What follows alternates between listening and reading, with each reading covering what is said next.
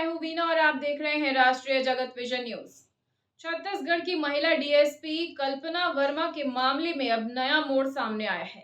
इस पूरे मामले का सूत्रधार दीपक टंडन केवल ठग नहीं बल्कि एक जालसाज निकला, जिसके खिलाफ एक दो नहीं बल्कि लंबित मामलों की पूरी फहरिस्त है। देखिए ये रिपोर्ट। पुलिस विभाग की साख पर बट्टा लगाने वाली डीएसपी कल्पना वर्मा के मामले में अब नई परतें खुलने लगी है। मामले का मुख्य सूत्रधार दीपक टंडन कोई मामूली अपराधी नहीं बल्कि शातिर जालसाज निकला।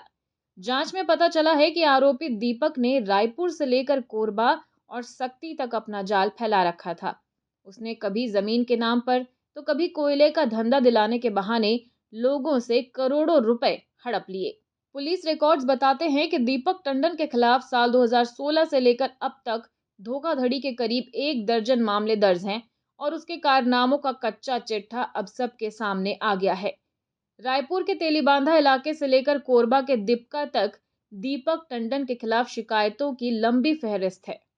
सूत्रों के मुताबिक दीपक का काम करने का तरीका बड़ा सीधा था। वो ऊंची पहुंच का झांसा देकर लोगों को अपने जाल में फंसाता था। रायपुर के सिविल लाइन थाने में साल 2018 में जितेंद्र देवांगन ने शिकायत दर्ज करवाई थी कि दीपक ने उसे नौकरी लगाने के नाम पर 3.5 लाख की चपत लगाई। इतना ही नहीं, साल 2023 में पिट मंडल नाम के एक व्यक्ति से जमीन सौदे के नाम पर 62 लाख रुपए की बड़ी ठगी की।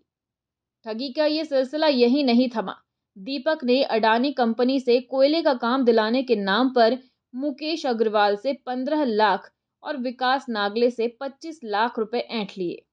दीपक टंडन के साथ उसकी पत्नी बरखा टंडन भी विवादों में घिरी है। साल 2025 में हेमंत कुमार वर्मा ने रायपुर कोर्ट में बरखा के खिलाफ 42 लाख रुपए के चेक बाउंस का मामला दर्ज करवाया। दीपक की हालत यह है कि कटघोरा कोर्ट ने प्रकरण क्रमांक 48/24 में उसके खिलाफ गिरफ्तारी वारंट तक जारी कर रखा है। पुलिस सूत्रों का कहना है कि आरोपी ने जांजगीर चांपा में एक गाड़ी गिरवी रखकर 7,50,000 रुपए की धोखाधड़ी भी की है। वहीं महेंद्र सिंह से कोयला खरीदी के नाम पर साल 2020 में 28 लाख की ठगी हुई। किशन शर्मा और श्याम सिंह ठाकुर को भी कोयले के धंधे का लालच देकर 15 और 31 लाख रुपए का चूना लगाया गया। डीएसपी मामले में नाम आने के बाद अब पुलिस इन पुराने केसेस की फाइलें दोबारा खंगाल रही है।